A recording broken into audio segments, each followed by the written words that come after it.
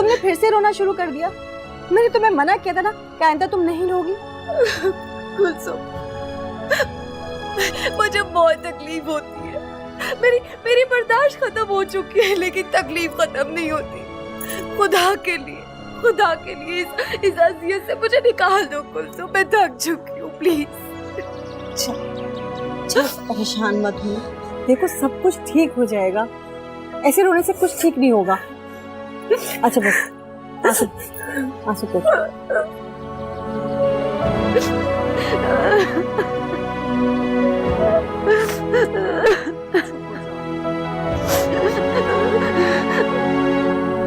खुदाया फिजा, मुझे क्यों चोरों की तरह अपने कमरे में लेकर आई? मुझे अपने ससुर से बात तो करने दो।